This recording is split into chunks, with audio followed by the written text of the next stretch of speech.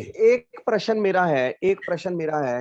मैं बेसिकली मतलब जब से मैंने एस्ट्रोलॉजी शुरू की है, वैदिक एस्ट्रोलॉजी शुरू की है, आपको मेरा पुराना पता भी है कि मेरे मतलब चंबा रीजन से, मतलब जो हिमाचल रीजन से मतलब मेरा कनेक्शन रहा है, तो ज्योतिषियों का परिवार रहा है हमारा। देखिए, मैं एक चीज पे मतलब आपसे क्वेश्चन पूछना चाहता हूँ कि क्या ये जो मूल ग्रंथ हैं, हम वैदिक एस्ट्रोलॉजी के बारे में हम बेसिक सिद्धांत तो लोगों को आगे मतलब आप समझा रहे हो, समझाओगे, पर इसका जो आज के टाइम फ्रेम के हिसाब से कुछ इम्प्रूवमेंट्स चाहिए एरियाज में, सिग्निफिकेंस में, कारकत्व में जिसको बोल सकते हैं, उसमें आप क्या करने जा रहे हो? मतलब बहुत जैसे मैं एक सदा अपनी एग्जांपल एक जरूर देता हूं कि मेरे पास मान लो कि आज की डेट में ज्योतिष शास्त्र के हिसाब से अगर हमने एक कुंडली देखी है, किसी बच्चे की कुंडली देखी है, उसका मेडिसिन में या जिसको बोलते हैं शल्य चिकित्सा में या मतलब इनमें जाने के चांसेस हैं, पर आज की डेट में पुराने टाइम पे जो आज से 100-200 साल पहले, ज्यादा से ज्यादा 100 साल पहले, तो डॉक्टर्स का मतलब था सिर्फ डॉक्टर्स, जनरल फिजिशियन, सर्जन। उसके बाद में आगे आपकी रेडियोलॉजी, पैथोलॉजी, उससे आगे रेडियोथेरेपी, फिर गायनेकोलॉजी में अलग अलग सिस्टम, एनेस्थीसिया, ये सब कुछ नहीं आए थे कि क्या आज हम वैदिक एस्ट्रोलॉजी को उन चीजों के साथ जो आज का टाइम है उन चीजों के साथ को रिलेट करने की कोई कोशिश करेंगे? क्योंकि मैं मतलब अगर आप जो भी कर रहे हैं मतलब फैंटास्टिक आइडिया, बहुत बढ़िया आइडिया, पर मेरी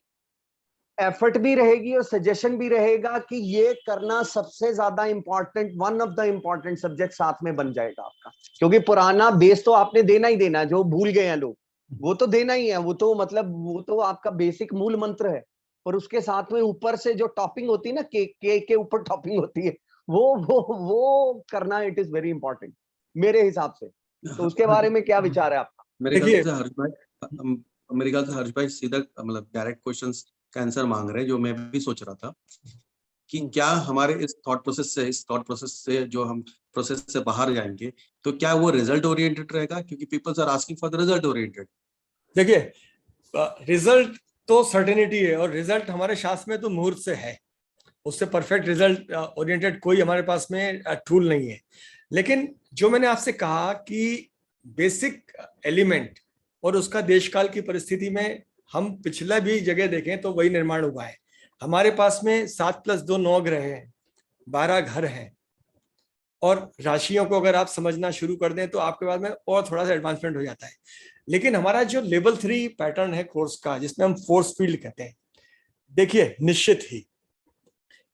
जो हमारे यहाँ जैसे दशाओं की बात करें, आयुर्दाय दशाओं की, अब हमारे यहाँ मृत्यु दर कम हो गई है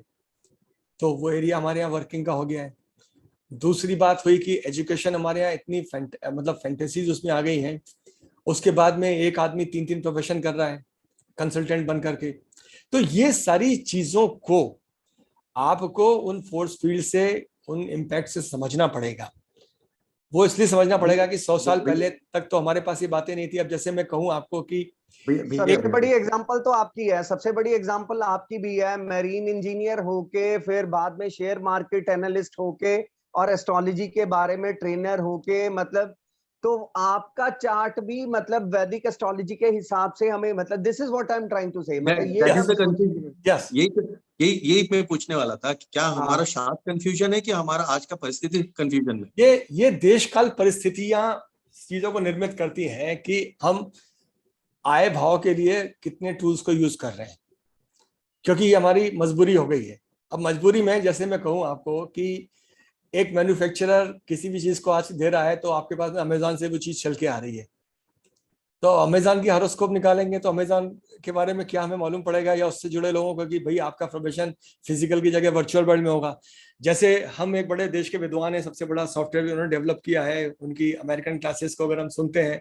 तो वो एक तरीके से जेमिनी सिस्टम से वो सिखाते थे कि आपके वर्क ऑफिस का एनवायरनमेंट क्या होगा, कि अगर एक्स प्लेनेट है, वार्म प्लेनेट है तो आप आउटडोर में काम करेंगे, एयर कंडीशन काम करेंगे। यस, एक जगह है, लेकिन हम जिस तरीके से मेटा में जा रहे हैं तो हो सकता है हम बहुत काम वर्चुअली कर रहे हो,